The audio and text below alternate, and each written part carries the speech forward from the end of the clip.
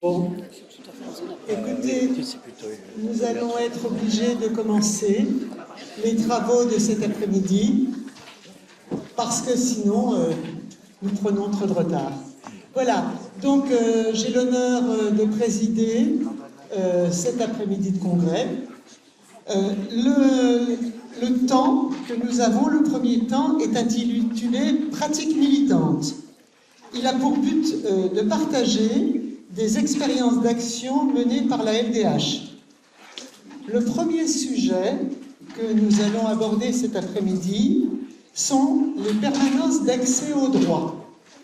Alors c'est un sujet qui mobilise beaucoup les sections et qui correspond à un réel besoin. Alors quelques chiffres pour illustrer. En 2023, 91 sections sur 227 au total ont organisé des permanences d'accès au droit. Plus de 22 000 personnes ont été reçues à ces permanences. 475 bénévoles ont été mobilisés pour un total de plus de 82 000 heures recensées, ce qui correspond à un équivalent de 50 postes temps plein. Voilà. Donc, on mesure l'importance de cette action pour les sections. Pour nous parler de cette action, nous avons 4 invités. Patrick Brien, de la section de Dinan, Pays d'Inanais. Ghislaine Millet, de la section de Châteauroux et Indre. Marie-Paul Cordonnier, de la section de Montpellier, et Élodie Gilabert, de la section de Paris 5-13. Alors, nous allons tenter, avec elles et eux, d'aborder différents aspects. Avec la section de Montpellier, nous allons voir que si les permanences d'accès au droit sont majoritairement confrontées aux problématiques des droits des étrangers, elles abordent également d'autres thématiques et elles sont l'occasion de mobiliser les jeunes. Avec la section de Paris 5-13, nous nous plongerons dans le fonctionnement concret des permanences d'accès au droit. Comment travailler collectivement? Avec quel matériel? Quelle est l'importance de l'auto-formation? Et nous aborderons la question du renouvellement des équipes. Avec la section de Dinan, Pays d'Inanais, nous aborderons plus spécifiquement la question des partenariats. Comment s'organise une permanence en partenariat? Les intérêts et les limites, et plutôt parfois les écueils à éviter. Enfin, avec la section de Châteauroux, nous évoquerons les enjeux du financement de cette action. Comment la section obtient du soutien des collectivités territoriales? Ces sources de financement ne risquent-elles pas de rendre plus difficiles les actions de contestation? Voilà, donc chacun dispose de 5 minutes pour évoquer ces sujets et ensuite nous ouvrirons le débat avec la salle, sachant que à 15h15, impérativement, nous serons obligés de passer au rapport d'activité du secrétariat général parce qu'il y a pas mal de temps cet après-midi et que la salle doit être libérée à partir de 18h15. Donc, voilà, c'est pourquoi vous ne m'en voudrez pas, mais il faudra une gestion un peu stricte du temps. Voilà, alors je donne tout de suite la parole à la section de Montpellier, c'est-à-dire Marie-Paul Cordonnier, sur les sujets autres que les permanences, sur les problématiques autres que les problématiques des droits des étrangers. Voilà.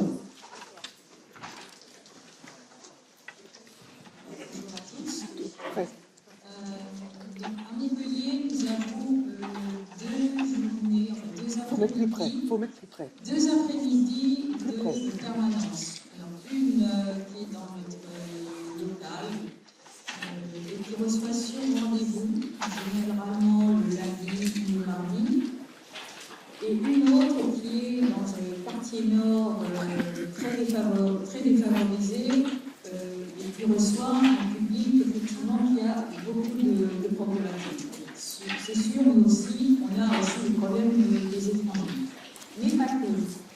On a des problèmes d'insalubrité, par exemple, dans les appartements. Ce qui signifie aussi qu'il nous arrive tous les 15 jours de faire une permanence couplée avec le DAL, qui répond aussi à ces problématiques, mais qui travaille actuellement sur notre secteur, plus sur l'hébergement que sur le logement.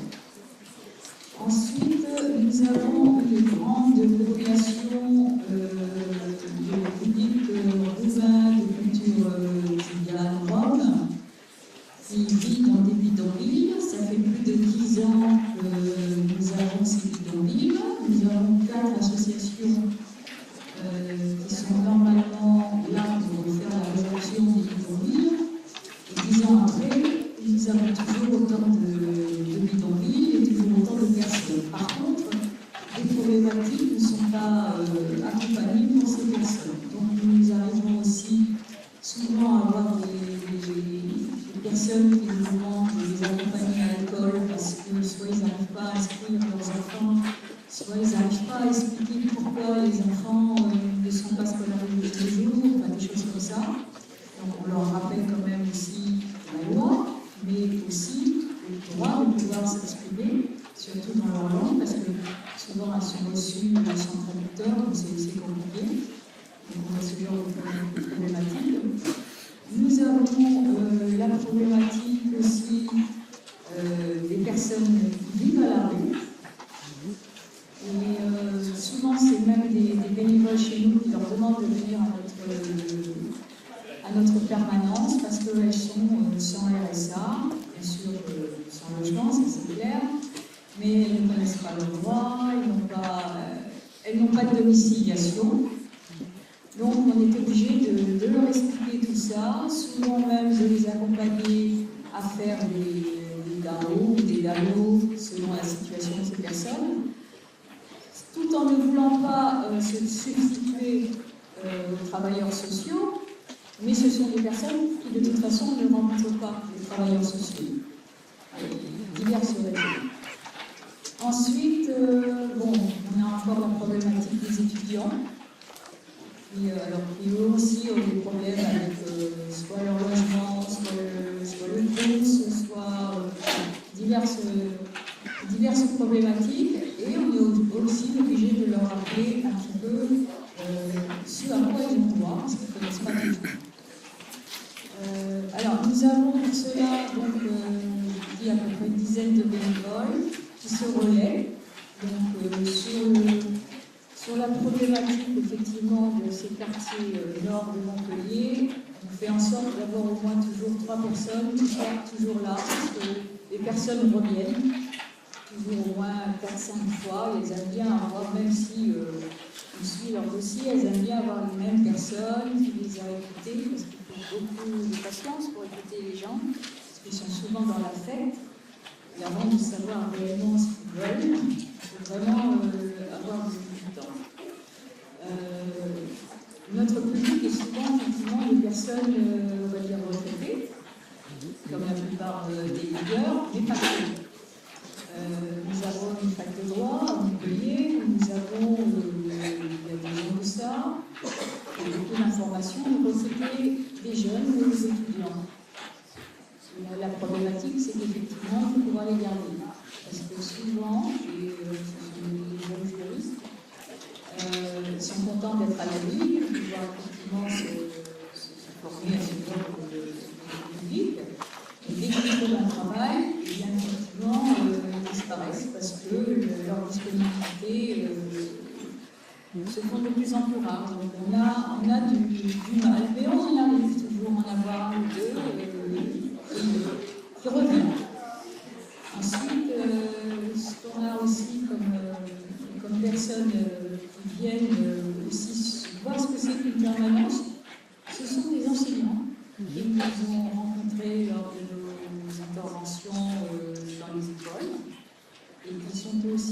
s'intéresser, de voir ce qu'ils pourraient apporter. Et bon, on est toujours preneur, hein, parce que toutes les expériences répondent. Hein.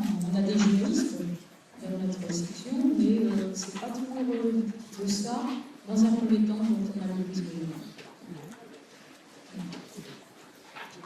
T'es passé le temps ? Parfait. Merci beaucoup Marie-Paul. Il y aurait beaucoup plus à dire et certainement tu pourras répondre aux questions qui seront posées. Alors maintenant la parole à Élodie pour la section de Paris sur le fonctionnement concret des permanences d'accès au droit, comment travailler collectivement, etc. Merci beaucoup. Alors moi, je vais vous partager l'expérience de notre fonctionnement à la permanence d'information juridique sur le droit des étrangers de Paris 5-13 et surtout vous parler de la dynamique collective qu'on essaye de maintenir pour faire fonctionner cette permanence.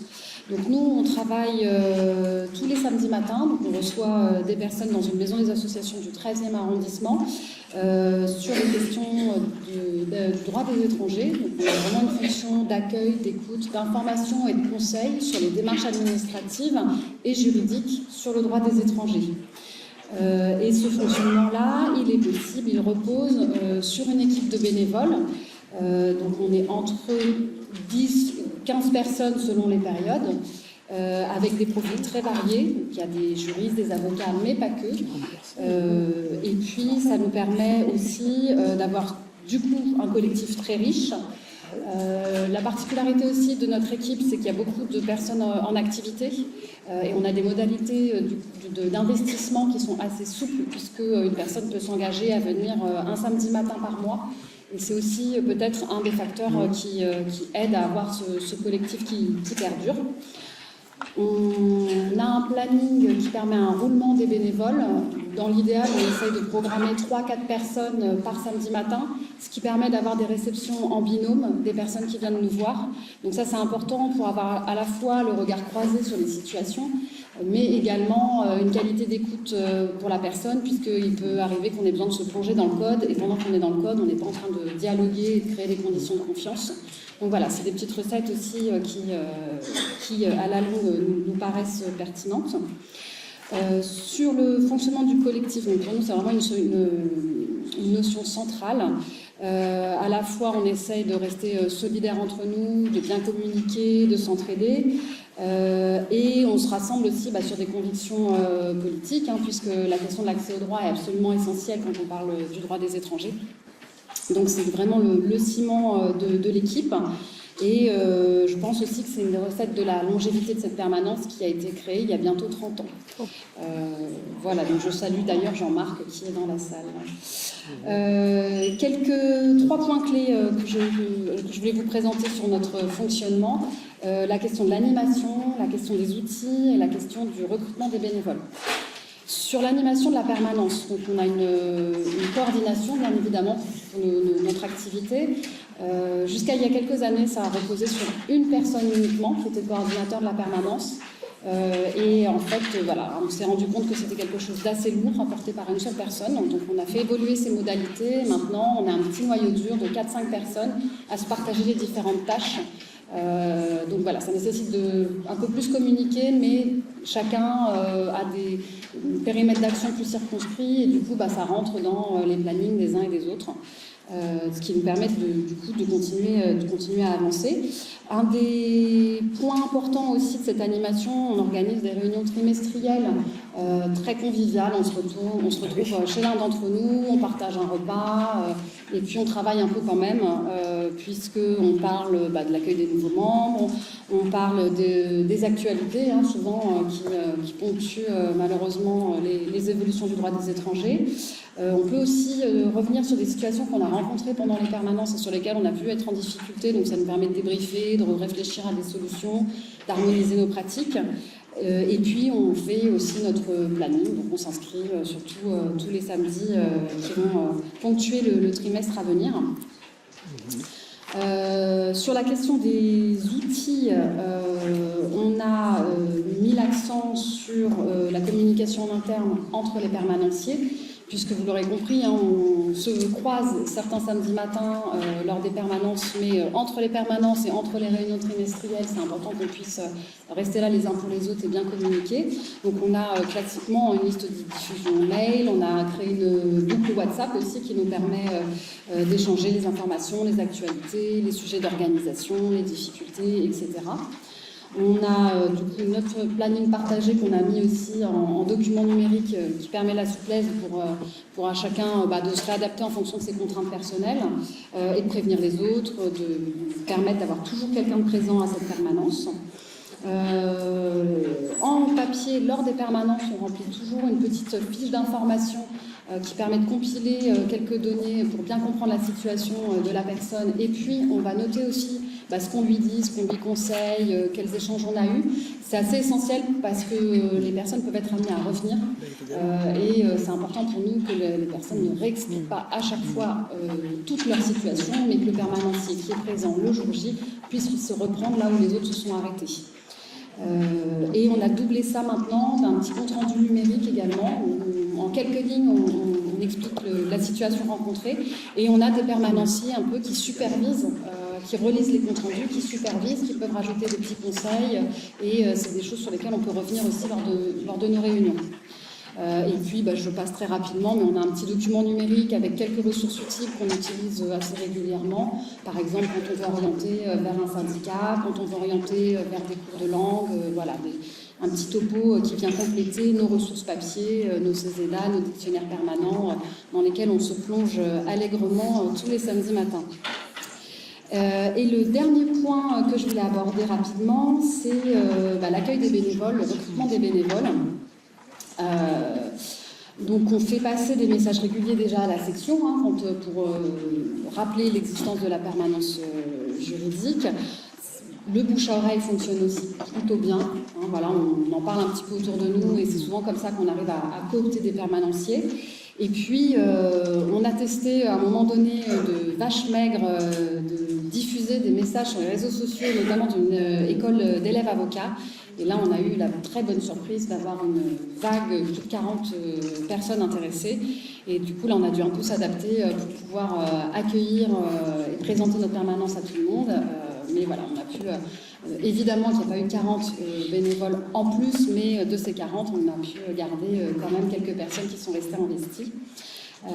Et donc quand on a des nouvelles personnes qui prennent contact avec nous, donc le petit noyau dur du collectif d'animation se met en lien, on essaye de passer un coup de fil, d'échanger par mail, d'expliquer vraiment comment on fonctionne, notre état d'esprit, et puis les quelques contraintes que cet engagement implique. Et puis par la suite, on propose à la personne de venir sur une période d'observation, plusieurs samedis. Si la personne souhaite s'intégrer au collectif, on l'invite aux réunions, on les met dans nos listes de diffusion, etc., pour pérenniser son investissement.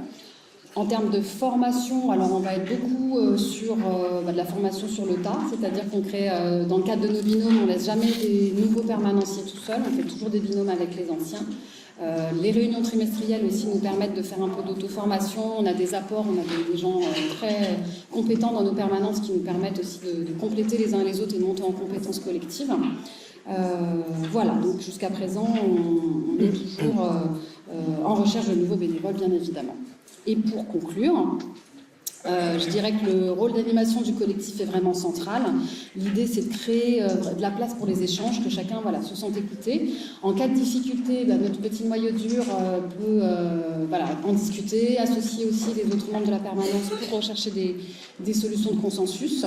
Ce qui est important pour nous aussi dans ces échanges, c'est vraiment d'harmoniser nos pratiques, de maintenir un cadre commun, mais tout en laissant la marge de manœuvre à chacun pour s'investir en fonction de ses disponibilités, de ses possibilités. Un exemple, ce qui est fondamental pour nous, c'est vraiment de laisser trace de ce qu'on dit, de ce qu'on fait avec les personnes pour qu'il y ait cette souplesse, pour que les personnes elles viennent n'importe quel samedi matin et qu'elles aient toujours quelqu'un qui est au fait de sa situation et qui est en capacité de reprendre là où les autres se sont arrêtés. Vraiment, la continuité, c'est quelque chose qui est important. Et donc, on a vraiment beaucoup de chance. On a un collectif qui est fort sympathique, avec des personnes qui partagent des belles valeurs. On a toujours du plaisir à faire des permanences ensemble, à se retrouver voilà, autour du repas lors de nos réunions. Et puis voilà, on termine souvent en refaisant un petit peu le monde. Bravo, bravo.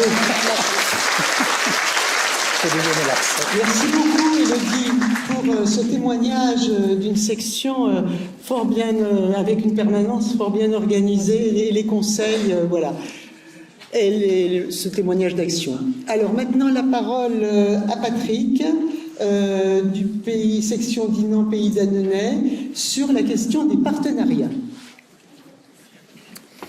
Oui, effectivement, c'est un partenariat parce qu'il ne s'agit pas d'une permanence de la Ligue des droits de l'homme concernant les droits des étrangers, mais qui a été mise en place historiquement à un certain moment. J'explique. Pendant la guerre en ex-Yougoslavie, il y a eu un collectif d'aide aux populations de l'ex-Yougoslavie auquel se sont rattachées différentes personnes, associations et évidemment la section de la Ligue. On s'est transformé très rapidement en association qui s'est appelée Solidarité Pays de Rance parce qu'il y avait des fonds à gérer. Il y avait du collectage, il y avait 3 convoyages humanitaires, réception de personnes, etc., accueil divers et variés de personnes blessées et autres. Bon, la guerre s'est arrêtée et le collectif, finalement, ne se réunissait plus. Et en 2004, une opportunité a fait que notre ancienne secrétaire donnait des cours de français à une famille d'origine arménienne. Et en discutant, elle s'est aperçue que leur situation administrative n'était absolument pas réglée. Donc, elle nous a contactés les uns et les autres et on a réactivé le réseau ancien. On s'est dit, puisqu'on avait marché assez bien pendant quelques années, peut-être qu'il y a des volontaires dans l'association qui accepteraient de repartir, mais sur des bases tout à fait autres. On a donc changé les statuts pour présenter donc une défense des droits des personnes étrangères. Alors on a dit réfugiés au sens large du terme, et on y tient finalement à ce terme-là, plutôt que migrants, sans-papiers, etc. On peut préciser à ce moment-là à chaque fois, mais nous le terme des réfugiés est vague et suffisamment vaste et positif. Donc on s'est mis en place une permanence. Et donc l'association Solidarité Pays de Rance, totalement autonome par rapport à la Ligue des droits de l'homme, fait cette permanence. Comme historiquement, il y avait des porosités entre les deux, il y a des gens qui ont la double casquette, évidemment. Donc ça permet des échanges et c'est mis en place une permanence d'accueil chaque mardi. Actuellement, c'est chaque mardi à partir de 13h45 jusqu'à ce que les gens soient passés. Voilà.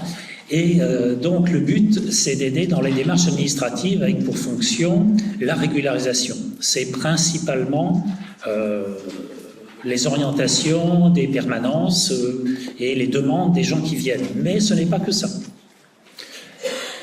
On est en quelque sorte, j'ai des fois envie de dire, la voiture balai du secteur. C'est-à-dire qu'on est maintenant la seule association du département et même un peu au-delà qui accompagne bien sûr, qui conseille, etc., mais qui finance, et qui peut financer tout ou partie en fonction des situations personnelles, familiales, etc., des dépenses qui seraient liées à la régularisation, alors strictement sur la régularisation, à l'exclusion de tout ce qui est du domaine du quotidien. Il y en a d'autres qui font ça, et c'est très bien. Cela veut dire concrètement des timbres fiscaux pour la préfecture. Ça veut dire des photos, ça peut vouloir dire des traductions, ça peut vouloir dire des déplacements à Paris, ça peut être à l'OFPRA, à la CNDA, à la préfecture de Saint-Brieuc ou à celle de Rennes, suivant les situations, ou des accompagnements particuliers. Donc, on ne finance absolument pas les frais d'avocat. Il y a l'aide juridictionnelle dans la majorité des cas. S'il y a d'autres démarches, c'est du ressort de la liberté de chacun de mettre ça en place, mais nous, on ne peut pas suivre financièrement. Donc, comme la LDH n'est pas une association caritative, c'est très bien que Solidarité Pays de Rance prenne le relais. Alors, on se partage un peu les tâches. C'est vrai que c'est un petit peu, pas hypocrite, mais on sait bien qui est derrière et on fonctionne en binôme. C'est-à-dire que lorsqu'il y a un cas qui est particulièrement tarabiscoté, particulièrement épouvantable, si on peut dire, on est souvent dans des situations très très difficiles et qui durent dans le temps, malheureusement, vous le savez tous, il y a un partage des tâches. Solidarité Pays de Rance, c'est quoi? C'est une petite association strictement locale, en gros de 40 adhérents. Voilà, avec le poids que ça représente, c'est-à-dire pas grand-chose. Donc, dans certains cas, lorsqu'il y a des démarches à faire, notamment auprès des pouvoirs publics, mais aussi auprès de la préfecture, des préfectures, ça peut être la LDH qui est mise en avant, parce qu'elle a un statut, elle est reconnue, etc. Donc, ça peut être intéressant de jouer cette carte-là. Solidarité Pays de Rance apparaissant en arrière-plan. Donc il y a un partage des tâches qui s'est mis en place là. Alors ça va aussi dans le sens de la formation des militants. C'est-à-dire que quand la LDH organise des formations au niveau régional, et il y en a pas mal sur les droits des étrangers, c'est ouvert à tout le monde de toute façon. Et les gens de Solidarité Pays de Rance, qu'ils participent aux permanences ou qu'ils n'y participent pas, s'y inscrivent très facilement.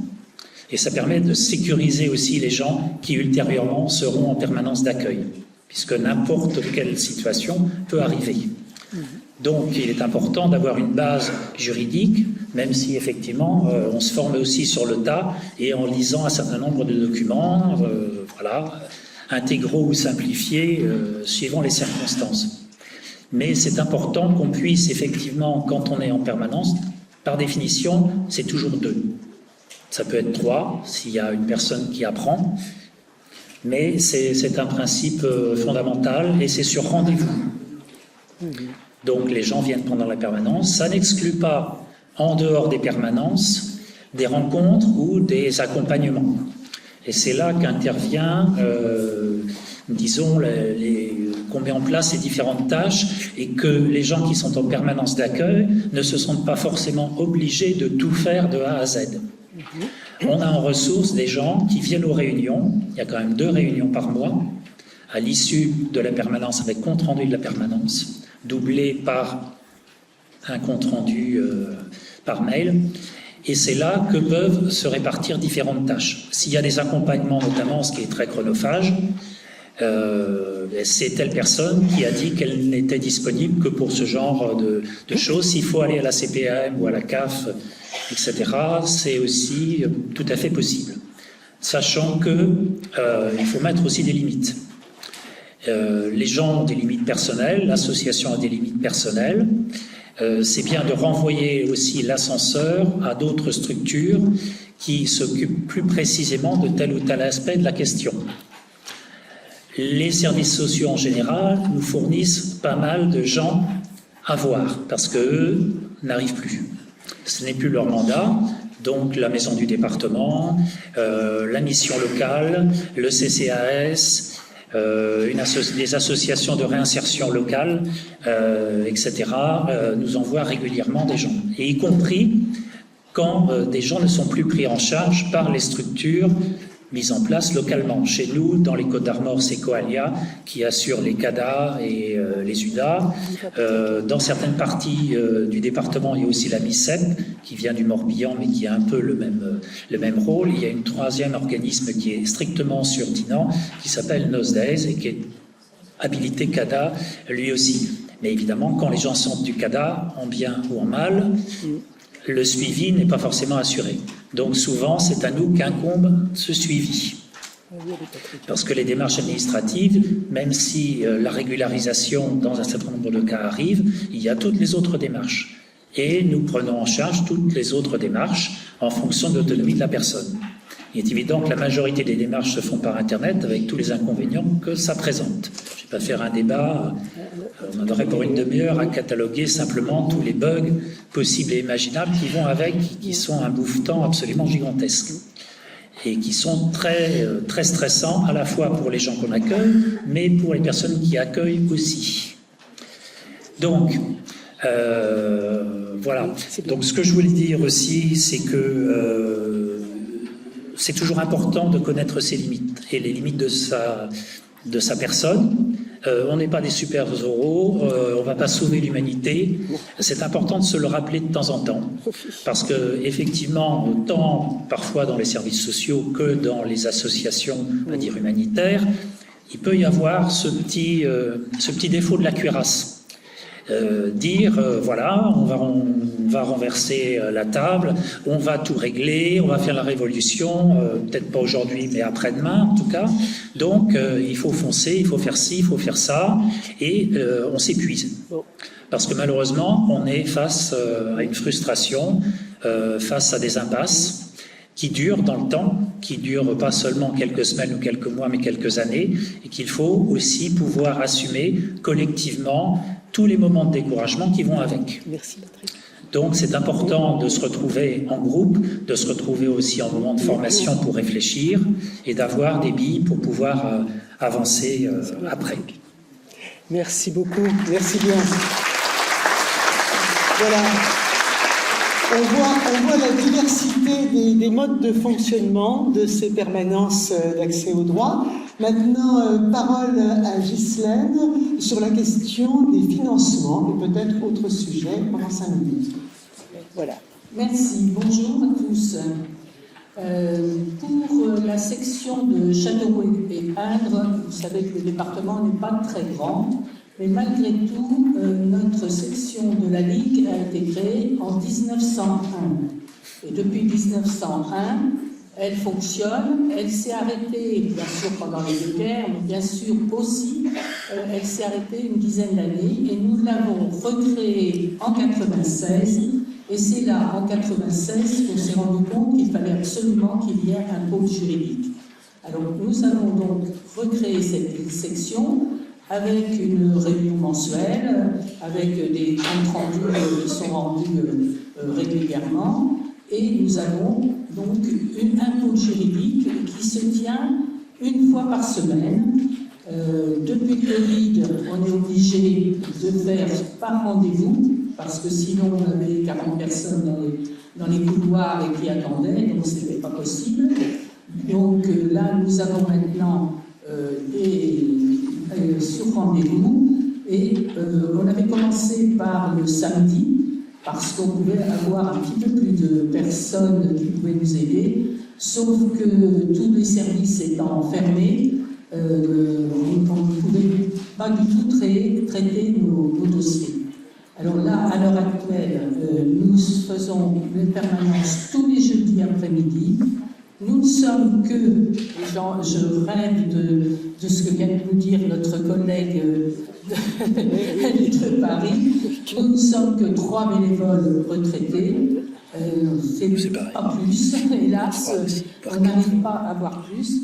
Et nous avons donc des rendez-vous, et en 2023, nous avons réalisé à peu près 600 entretiens avec 150 personnes qui sont venues pour une première fois.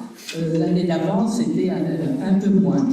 Donc bien sûr, ça veut dire que nous constituons des dossiers, et qu'en effet, quand n'importe qui peut retrouver les personnes, la liste des points qui ont été traités. Alors, nous sommes amenés à faire énormément de courriers qu'on rédige souvent chez nous et qu'on envoie pour éviter que les personnes reviennent, qu'on envoie par mail, à peu près une centaine de courriers. Actuellement, nous avons entre 100 et 150 dossiers qui sont en attente. Bien sûr, là, nous, c'est surtout les étrangers. Hein, c'est presque, nos permanences sont presque exclusivement des étrangers qui viennent nous voir. Alors, ça, on le sait, hein, c'est pour aussi bien débouter du droit d'asile que des obligations de quitter le territoire, que des demandes de carte de résident ou nationalité. Et là, actuellement, où nous avons énormément de difficultés, c'est toutes les réunifications et les regroupements familiaux. Alors, les réunifications, ça veut dire les personnes qui veulent faire venir, et qui ont le statut de réfugié, et qui veulent faire venir leur famille. Alors, quand il s'agit, par exemple, de l'Afghanistan, vous imaginez, il n'y a plus d'ambassade de France en Afghanistan. Il faut vous dire, la personne qui veut venir retrouver son conjoint, souvent c'est une femme, elle doit s'en aller dans le pays d'à côté, l'Iran ou ailleurs, Et on imagine comment peuvent se déplacer des femmes en Afghanistan pour aller rencontrer un consulat. Donc nous avons bien sûr aussi les mineurs étrangers, où là ça nous pose énormément de problèmes avec l'aide sociale à l'enfance qui refuse systématiquement la minorité, avec beaucoup de recours. Et ce qui pose énormément de problèmes, je pense que mes collègues c'est pareil, c'est la dématérialisation généralisée. Et là, quand on demande ça à tous nos étrangers, on leur dit, tout ce que vous devez faire, il faut le saisir par informatique. La plupart ne savent même pas se servir d'un ordinateur, et donc on leur demande que ça soit pour le premier titre, le renouvellement, le regroupement familial, et quand c'est des réunifications, il faut passer par France Visa, etc. Ça veut dire que systématiquement, ils viennent pour qu'on les aide. Pendant un moment, on avait pensé que France Service, qui avait été mis en place pour ça, pour aider, maintenant ne veulent plus. Ils ont décidé que c'était ça ne voulait plus s'occuper des étrangers. Donc on perd énormément de temps et on est en train de mettre en place plusieurs ordinateurs pour pouvoir faire ça en parallèle. Alors, le gros problème, et je pense que c'est partout pareil, c'est les délais pour avoir une réponse en préfecture. Et les préfectures ne répondent pas. Alors, ce qui amène quelquefois 2 ans d'attente, ça peut être ça, même si ce sont des personnes qui sont conjoints français ou parents d'enfants français, c'est quelquefois 2 ans. Et puis, ce qu'il faut savoir aussi, c'est que lorsqu'il y a un renouvellement de titre de séjour, et très souvent, on laisse passer les délais, malgré les rappels que l'on fait régulièrement, on laisse passer les délais, et dans ce cas, la personne perd son travail, perd ses droits au niveau de la CAF, etc. Tout ça parce que la préfecture n'arrive pas à suivre et à donner des suites. Alors, donc, c'est vrai que nous avons énormément de travail là-dessus. Nous ajoutons à ça que nous accompagnons les personnes en attente de naturalisation pour qu'elles puissent s'approprier les principes de la République, ce qui est demandé dans l'entretien préalable. Je vous expliquerai pour ça, c'est pour ça qu'on a un peu d'argent là-dessus. Et puis, bien sûr, comme mon collègue, nous sommes très sollicités pour une aide pour les personnes qui vont être régularisées. Parce qu'il faut savoir, n'est-ce pas, tout le monde le sait, qu'ils n'ont pas le droit de travailler, mais quand ils sont régularisés, on leur demande un timbre de 600 €, et on se demande où ils vont trouver l'argent pour le payer, sinon ils n'auront pas leur titre de séjour. Alors nous intervenons aussi en milieu pénitentiaire à la demande du Conseil départemental de l'accès au droit. Là, nous avons signé une convention avec les directeurs de la maison centrale et du centre pénitentiaire pour intervenir auprès des étrangers qui auraient des difficultés, qui sont prêts à sortir, mais qui auraient des difficultés dans l'administratif ou pour le renouvellement de leurs papiers. Donc là, c'est à la demande du SPIP que nous intervenons, et là, nos interventions sont rémunérées. Mais l'année dernière, on en a eu pas mal, cette année, on est beaucoup moins sollicités. Alors, en ce qui concerne les finances, avec un budget de 19 000 € à peu près, ce que nous avons dans la section, puisque nous sommes, environ 120, pour un petit département comme le nôtre, 120 adhérents, nous sommes montés jusqu'à 170, mais là, c'est un petit peu baissé. Nous avons 14 000 € de subventions, dont une grosse partie pour le pôle juridique. Tout est fait sur projet. Nous répondons à un certain nombre d'appels à projets, des dossiers qui sont vraiment très complexes et très lourds à bâtir, qui nous permettent de faire vivre ce pôle juridique. Les besoins sont énormes aussi bien pour tous les dossiers que les photocopies et tout. Alors, nous avons des dossiers que nous avons présentés et qui sont des renouvellements, parce que nous avons ça depuis quelques années, sur le contrat de ville dans les quartiers prioritaires. Là, pour l'objectif, c'est l'accès aux droits et le développement des notions de laïcité et de citoyenneté, y compris auprès des jeunes publics, c'est-à-dire y compris les interventions dans les établissements scolaires. Nous avons 2 000 €. Sur le bloc 104, ce qu'on appelle, c'est la Direction régionale de l'économie et de l'emploi, du travail et des solidarités. Il s'agit d'un appel à projet à l'intégration des étrangers en situation régulière, y compris les réfugiés, pour faciliter les démarches des primo-arrivants dans leur phase d'accueil et les accompagner pour appréhender les valeurs et les principes de la République et de la citoyenneté et les guider dans leur démarche administrative. Là, on a touché 6 000 €. Sur le Fonds de développement de la vie associative, FDVA, sur les permanences juridiques, là c'est spécifiquement pour les permanences juridiques d'accès aux droits des personnes étrangères, 2 000 €.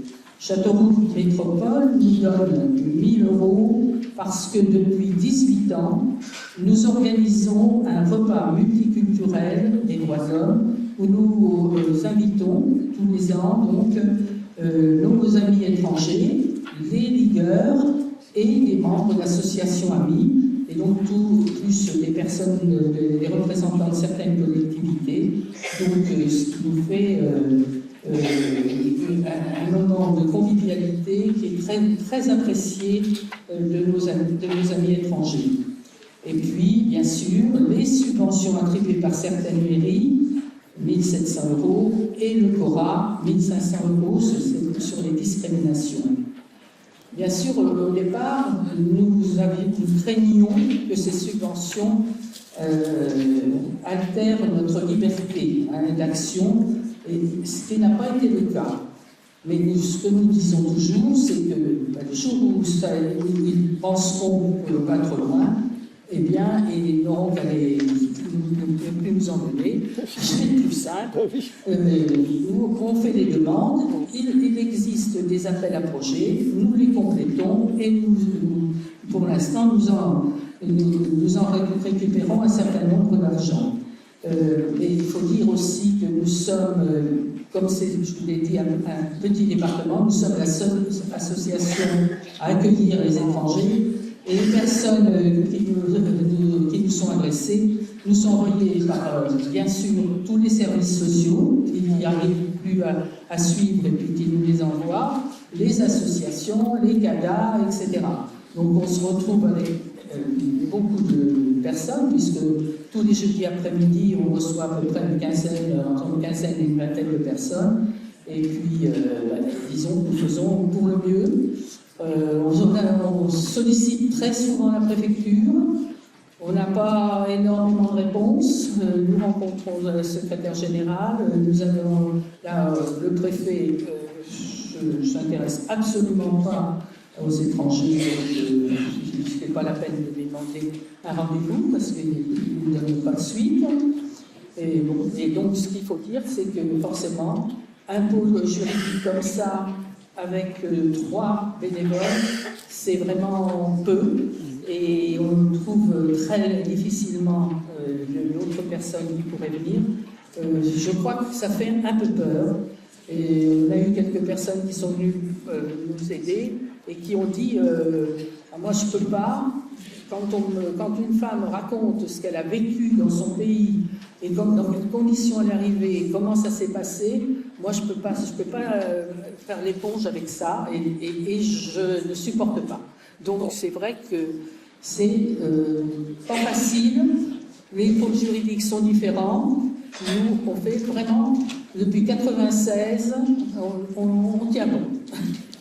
Merci.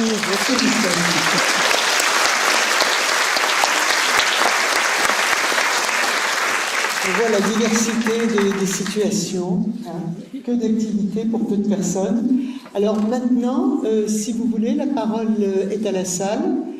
Si vous avez des questions, des remarques, des témoignages, la seule chose que je vous demanderai, c'est d'être bref et brève. Et à questions et remarques brèves, il y aura des réponses brèves aussi. Et nous achèverons pour 15h10 à peu près. Voilà, à vous la parole, si vous le souhaitez.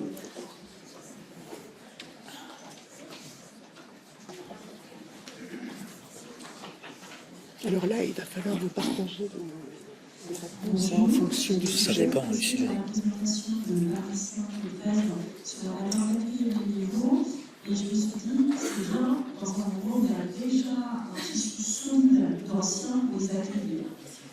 Mais quand on a des petites sections où peu de gens sont déjà mobilisés sur cette thématique et coulent sous l'accompagnement, comment on peut faire pour intégrer des nouveaux, leur donner envie de mettre le pied à l'étrier sans se sentir avec le bas dans l'engagement, si vous avez des idées. On va répondre de suite, comme ça voilà, comme on ne maîtrise pas le temps. Alors malheureusement, j'ai pas de réponse facile. Sur l'accueil des nouveaux, effectivement, je pense que un des facteurs de réussite chez nous, c'est qu'on a des modalités d'intervention qui sont limitées. C'est un parti pris du fonctionnement de la permanence. On intervient le samedi matin et après, c'est le bénévole qui choisit de dédier plus de temps ou pas. Donc ça, c'est déjà quelque chose aussi qui peut rassurer. C'est des gens qui n'auraient pas la possibilité de donner beaucoup de temps. On a des modalités qui permettent de vraiment avoir un investissement qui est compatible avec les contraintes de chacun. Après, sur le passage entre anciens et nouveaux, après on est un peu artisanaux aussi, clairement. On le fait avec les bonnes volontés, on essaye d'accueillir le mieux possible. Les temps d'observation, le fait de venir juste en observation dans un premier temps, ça permet de prendre la température, de voir, de se confronter. Comme le disait la collègue, des fois on va tomber sur des situations compliquées. Les gens vont pouvoir voir si ça leur correspond ou pas. Et puis après, ça permet également de se donner les petits trucs et astuces qu'on a tous appris au fil des années. Donc, et après, c'est vrai que le côté parisien, on a un territoire dense aussi en termes de population, ce qui facilite aussi le fait de pouvoir recruter des gens. On est une permanence qui est accessible, il y a le métro, il y a aussi plein de conditions, j'allais dire objectives et logistiques, qui peuvent faciliter ça. Mais c'est pas facile non plus pour nous dans le quotidien, mais voilà, je sais pas si j'ai répondu. Merci. Merci. Oui. Bonjour. J'aimerais savoir, pour ceux qui font des permanences, pour les étrangers notamment, sur rendez-vous, comment ça se passe quand il y a trop de demandes? Voilà. Comment ça se répartit dans la ville? C'est un gros problème au niveau local, à Nantes. Très bien, merci. Donc, ce que l'on fait, on demande à ce qu'ils appellent, alors ils envoient d'abord soit un SMS, on a un téléphone portable dédié pour vraiment que ça. Et donc les personnes savent qu'elles soit elles laissent un message avec nom et prénom, demandant un rendez-vous, soit elles téléphonent et on a bloqué le mercredi après-midi pour les permanences, pour les rendez-vous de permanence. Donc, ce qu'ils appellent, quand on pense que le jeudi après-midi c'est complet, on bascule sur la semaine suivante. Je veux dire, on ne peut pas prendre plus que l'on peut. On met à peu près 4 rendez-vous par demi-heure pour 3 bénévoles. Donc, ça veut dire toujours un de plus, parce qu'on se dit toujours, il y en a peut-être un qui ne viendra pas, mais quelquefois, ils sont tous là. Mais là c'est vrai que on sort de là, on est lessivé, parce que c'est quand même un rythme assez dense. Et puis, comme on fait tous les courriers à côté, on leur envoie, on prend leurs besoins et puis ensuite on fait les courriers, on leur envoie. Mais c'est vrai que ce sont souvent, enfin pas souvent, mais les mêmes qui reviennent. Il y en a quand même pas mal qui ont besoin de revenir régulièrement. Et jusque-là, on arrive sur 2 semaines à couvrir à peu près le besoin. Merci Ghislaine. Merci. Oui, continuons, allons-y. Philippe Riche, je suis délégué de la section Pompiers Noyés dans le Mans. Alors, je voudrais renforcer ce que tu avais dit, dans le cas de travailler en binôme. Deuxièmement, c'est notre cas dans l'Oise. Moi, pompier, ma collègue Laurence Tabé-Noyon, je lui demande des rendez-vous, et c'est vrai, nous avons cours au temps du temps, c'est vrai que je peux des gens. À un moment que je sois dans la semaine, vous m'attendez. Un peu plus fort, parce qu'on n'entend pas bien. On n'entend pas bien. Alors, je dis que la pompier Noyon, ce sont des gens sur rendez-vous. Oui. Soit le matin, soit l'après-midi, parfois même le samedi matin, même le samedi après-midi. Et l'importance de travailler en binôme. Alors, ma question. Oui. Ma question est la suivante, pour vous tous. Est-ce que vous travaillez en partenariat avec d'autres associations? Non, pas moi. Et deuxièmement, est-ce que vous développez des actions de plaidoyer? Par exemple, nous, dans l'Oise, nous sommes une bonne dizaine d'associations qui font un travail de plaidoyer. Merci. Alors, à Montpellier, on fait une permanence d'âge, entièrement d'âge. Donc, souvent, on dit que nous, on a la chance d'avoir des bénévoles qui étaient travailleurs sociaux, d'autres qui étaient juristes. Donc, quand on arrive à avoir un juriste et un travailleur social en même temps sur une permanence, c'est super.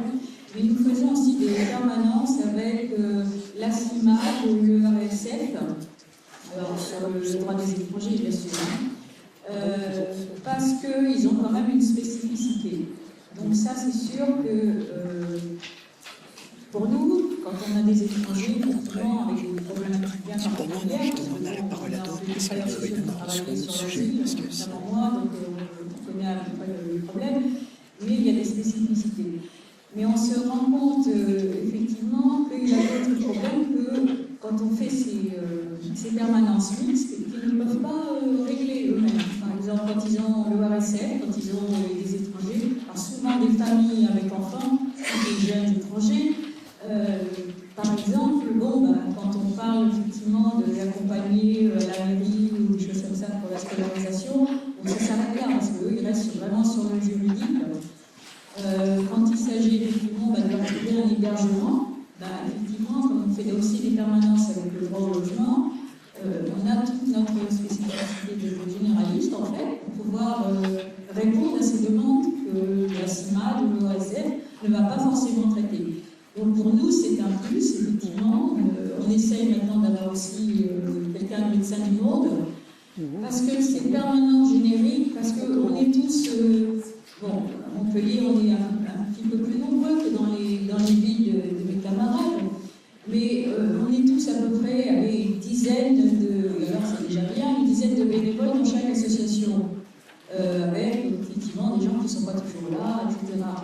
Donc, quand on peut effectivement se réunir tous, d'abord parce qu'on analyse un peu nos pratiques, nos fonctionnements, et puis aussi parce que les dossiers, généralement, on s'aperçoit que les gens qui ont été à la CIMAD ou au RSF, ils vont aussi passer par la Ligue des droits de l'homme, etc. Parce que souvent, ils ont envie d'entendre ce qu'on ne peut pas toujours leur dire. Donc, ils passent d'une association à l'autre. Donc, effectivement, nous, on se contacte aussi pour savoir si ces personnes ont été contactées et quelle a été la réponse qui a été donnée.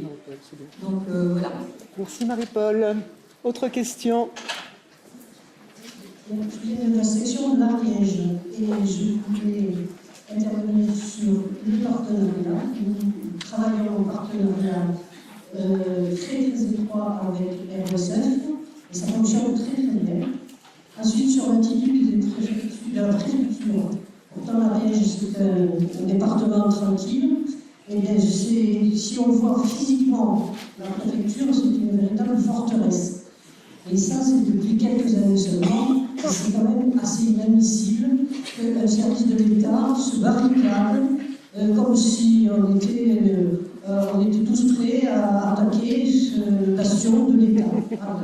Alors, il y a aussi des pratiques absolument affreuses.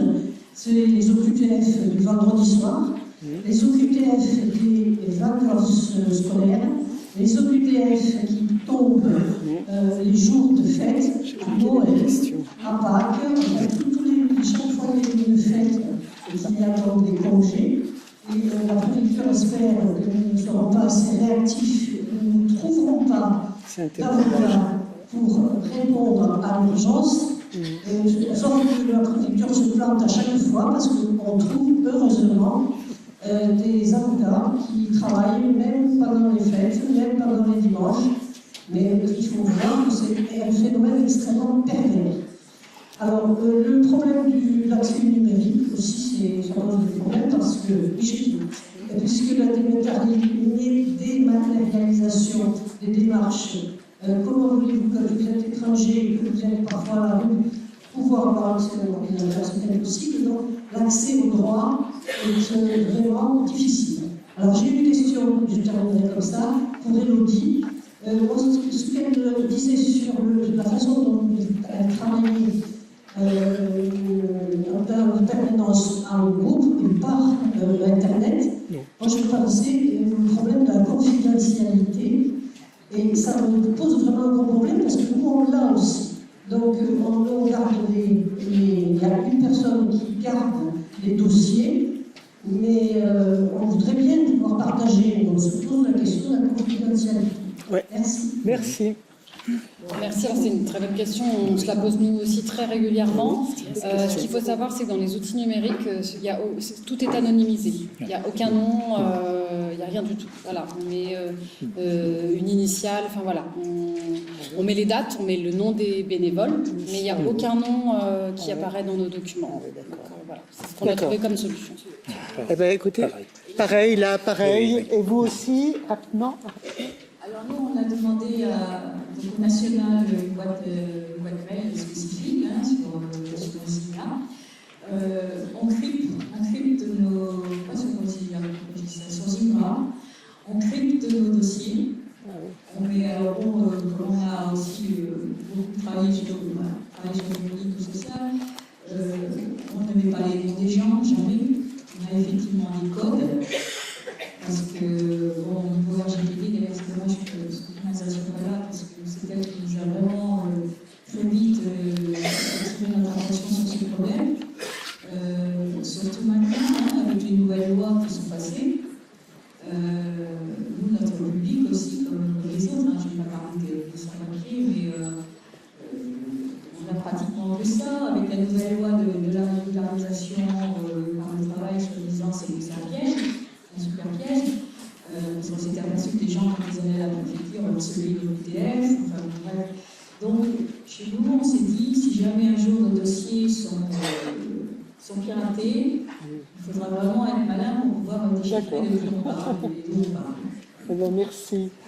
Alors, écoutez, merci à tous les quatre pour vos témoignages. C'est vrai qu'on aurait pu continuer pendant 1 heure, voire plus, sur ce sujet, qui est un sujet qui, monopolise, enfin, qui prend beaucoup de temps aux sections, dans lesquelles les sections sont très engagées. C'est un sujet important. Mais bon, voilà, l'après-midi, le temps est compté. Merci à tous les quatre. Voilà, bravo à vous. Bravo pour votre action.